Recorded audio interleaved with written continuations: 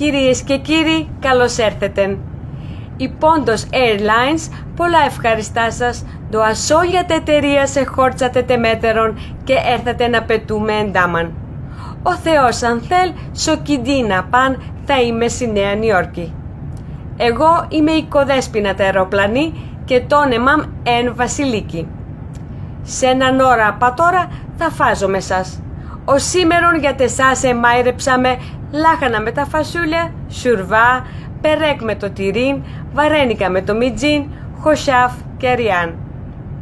Πολλά παρακαλώ σας, τώρα στο σέψτε ντο θα λέγω σας και ντο θα δερμηνεύω σας.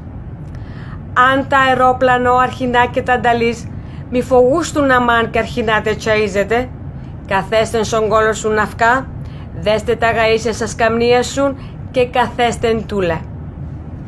Αν έμπρεσα κατσία σου ρούζεν ένα οίκο, με θαρείτε θα ποτίζω μέσα Τσίπρο, ατό επάρτε το, βάλτε ατό σα κατσία σου, το μητύπα να ένα πες.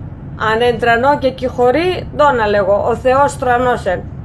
Και πάρτε τον εφέσε σου να του πες. Αν τα πράγματα κυδευαίνε καλά και το αερόπλανο πρέπει να κατηβαίνει στη θάλασσα, αραέψτε αυκά σας καμνία σου και θα ευρήκετε 2 αΐκα. Φορέστε τα και το σταυρώνε σου παπισέστε καλού κακού.